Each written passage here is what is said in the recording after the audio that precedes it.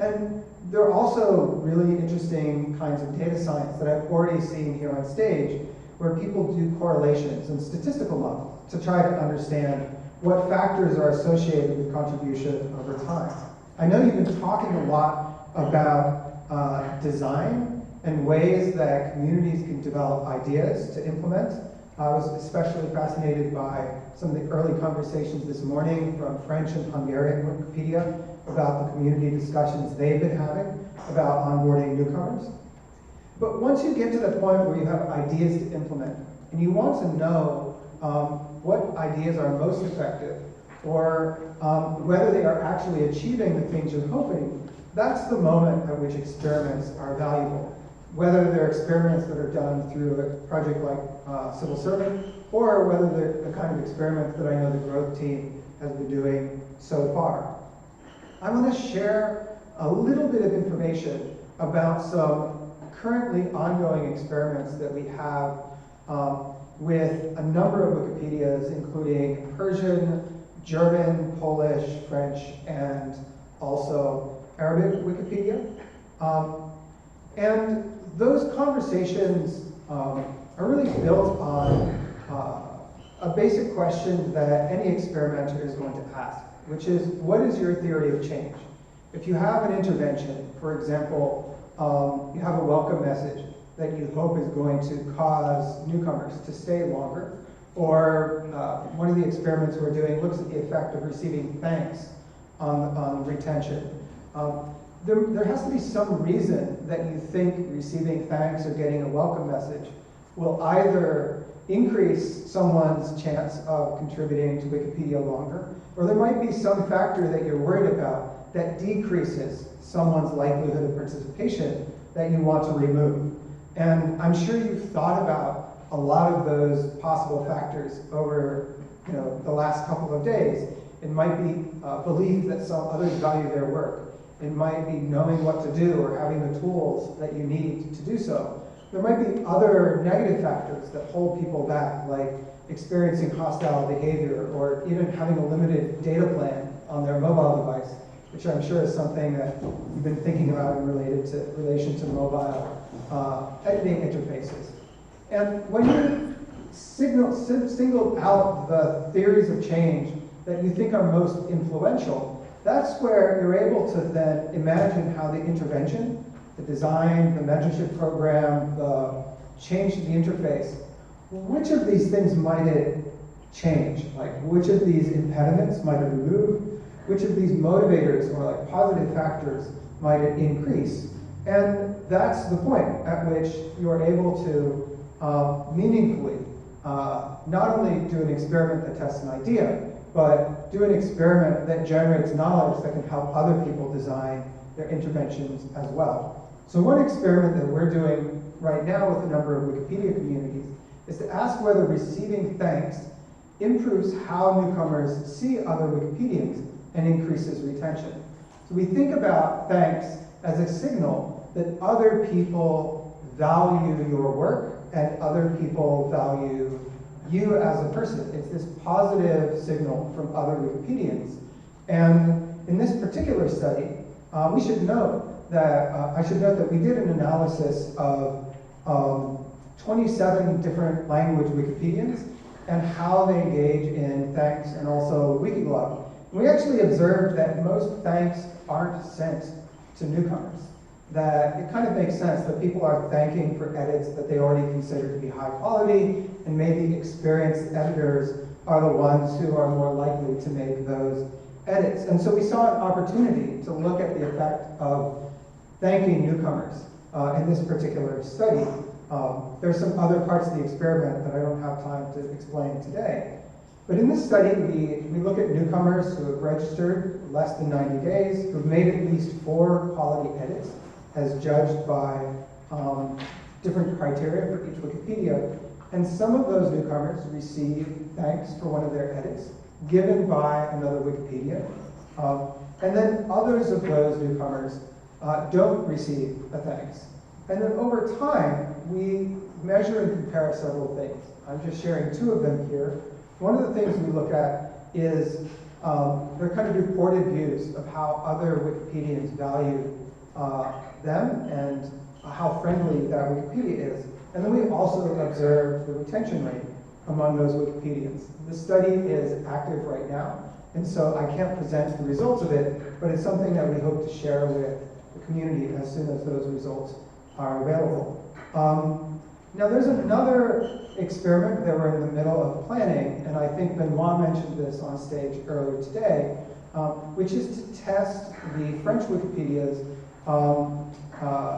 message of welcome to newcomers.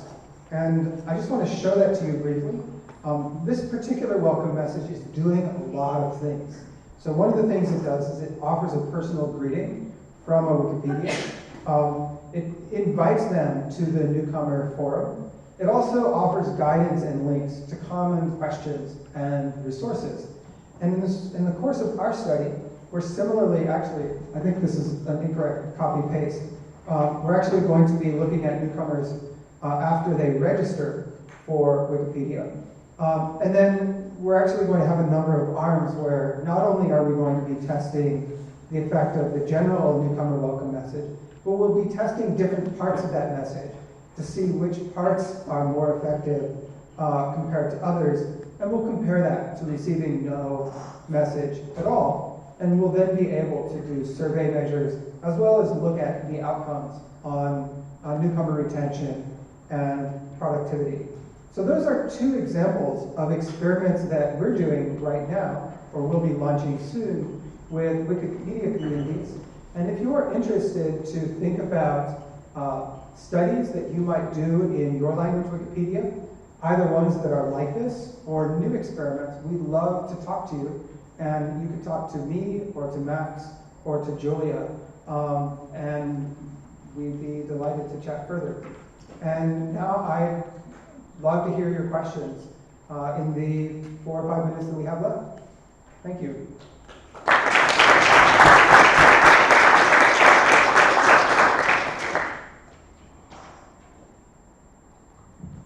Questions or reactions for Nathan?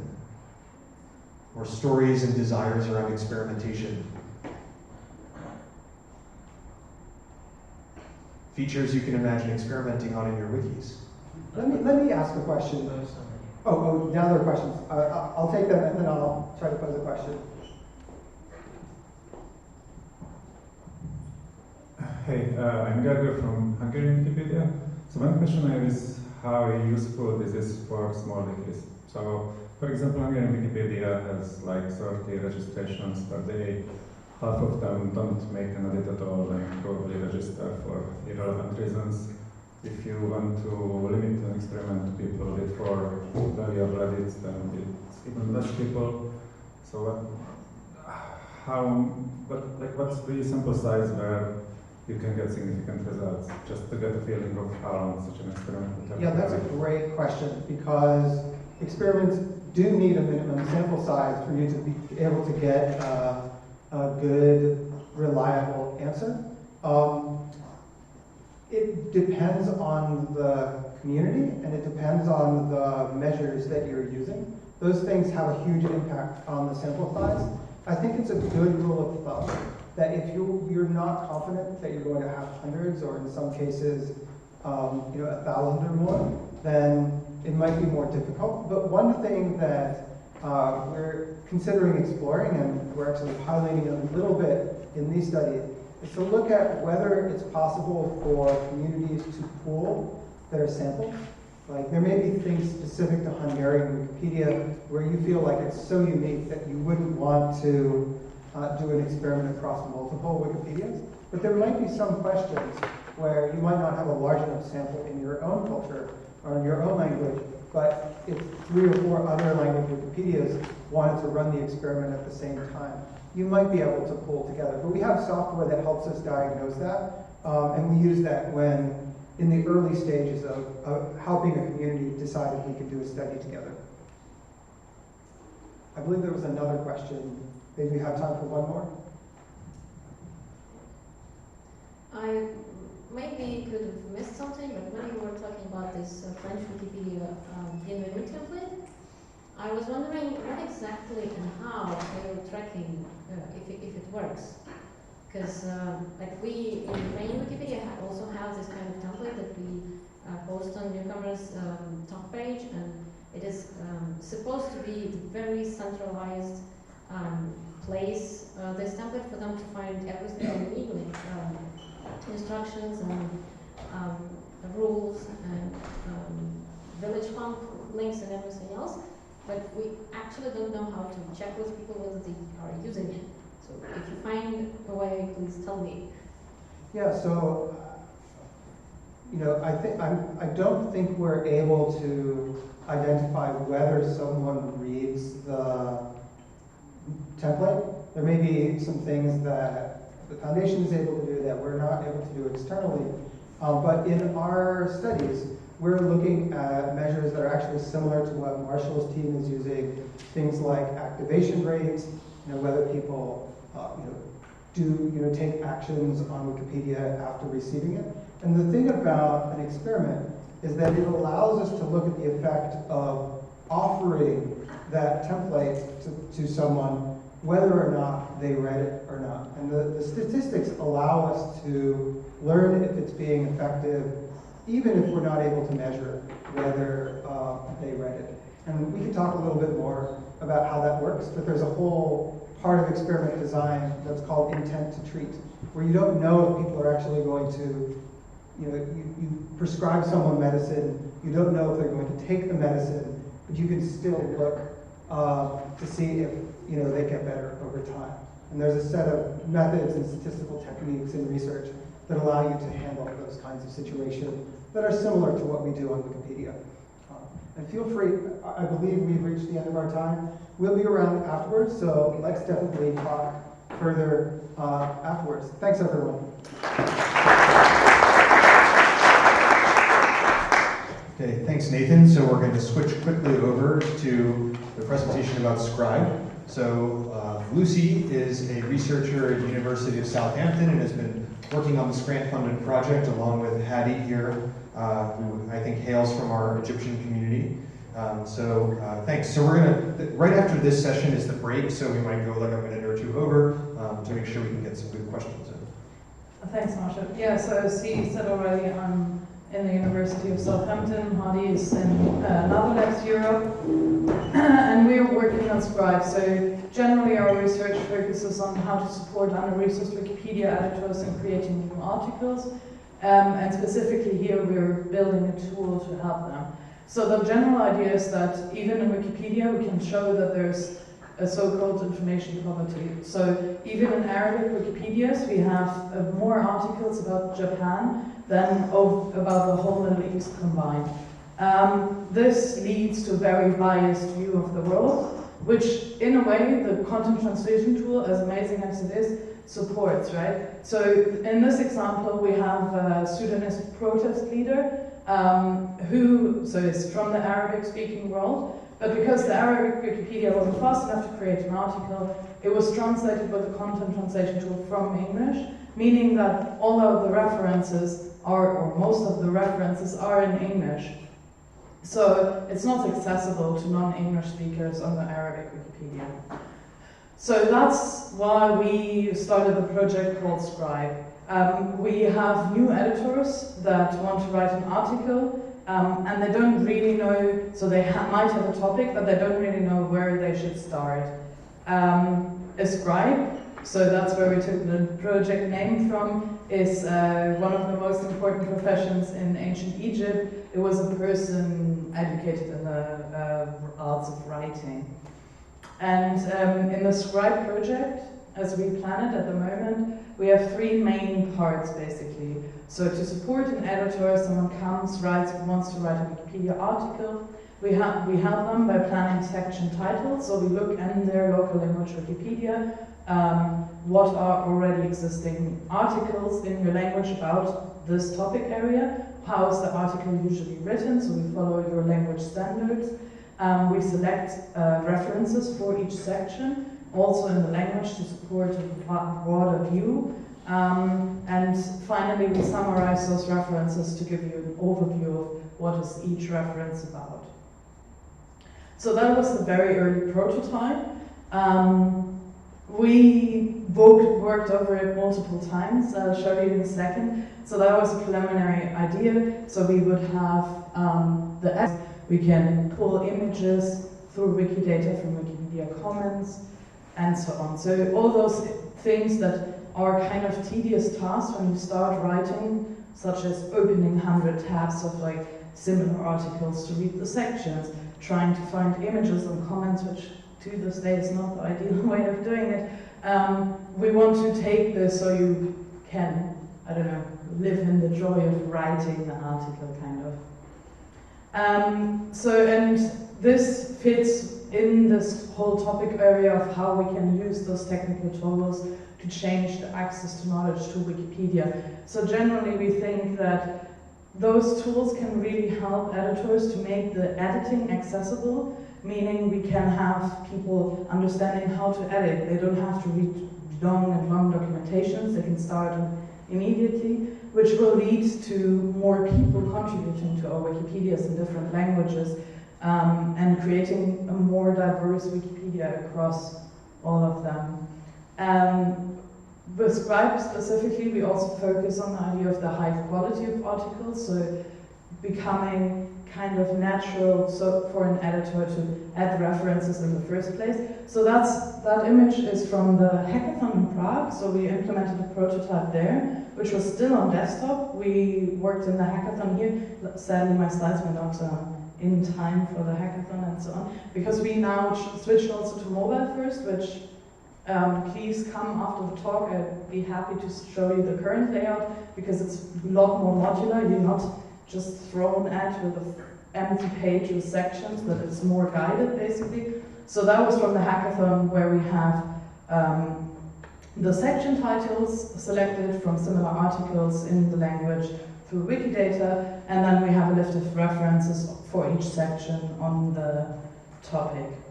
And yeah, as I said, this will help editors to understand kind of what kind of standards Wikipedia has, how to do them, and it's more learning by doing rather than I have to sit down and read through all the pages that document very well, but very complex as well, how Wikipedia works and how you can contribute.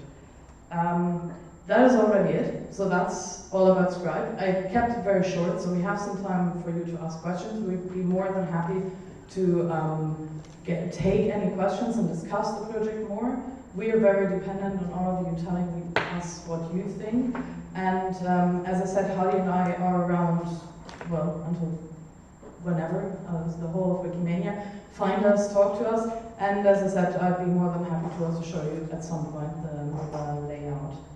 That's it, thank you very much.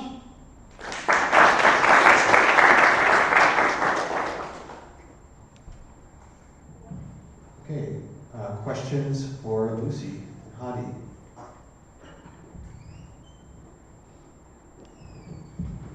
How easy is it to find your tool if I want to edit a page currently? Like, how am I going to be suggested to use it, or is it going to pop up to me, or do I have to know that it exists? So that's the idea we are discussing at the moment. So the project started 2 weeks ago. So at the moment we're considering what we should do. So at the moment it's a user script, which is the worst way of doing it, because you basically have to copy paste. Well, I don't need the microphone anyway. I think it's out of battery. Anyway, so basically, with the user script, you have to copy paste the JavaScript from other user pages, right?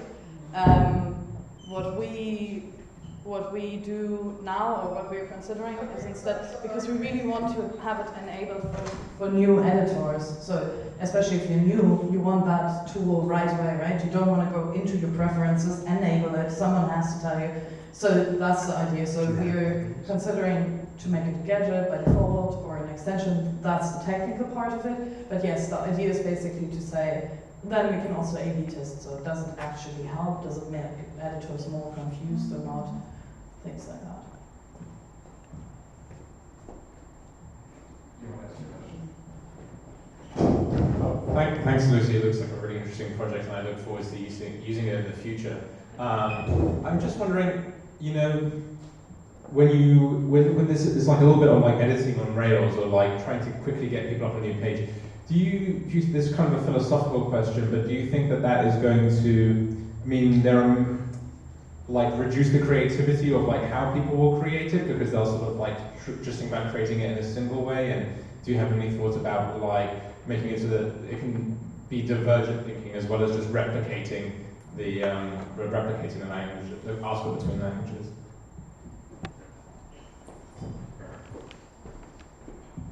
That's actually a really cool question, because so that's what I try to do, or what we try to do in the project. We thought of what's the annoying things, right? So what's the things where I have to do a lot of research that's like not the fun part, not the reading books part, but the reading articles that are kind of similar but not quite the same. So basically in this, so the actual layout that we have now for mobile is a bit more flexible. So you'll get a list of sections, you can select and deselect them, you can add more of them, so that it becomes a bit more flexible. And then in the end, the writing is still completely open to you. So everything we give you is suggestion, so you don't have to take anything. You can also just skip all of it and write from scratch.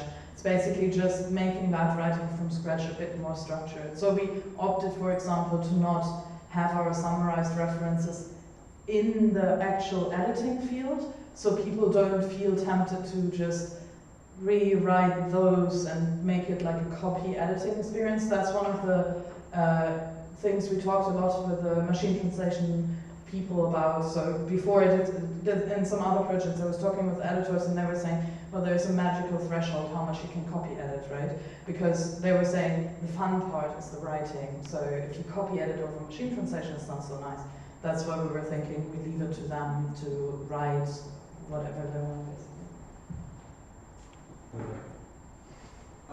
I would just like to add something. I think that's why we also push this tool for newcomers in a way, because these are the people who would like to be more regulated in a way, because it's for open-ended, and we don't. I assume it might be very useful as a productivity tool for experienced editors, but I think in the beginning you need to be more controlled in a way, rather than just having an open page to write with everything. Okay, so now we're in the break time, so that's the end of this session, but if you two are sticking around, maybe if people have other comments, that's great. So thank you, Lucy. And what's happening after the break is it'll be the final block for the growth space. It'll be growth lightning talks. So it's basically everything else.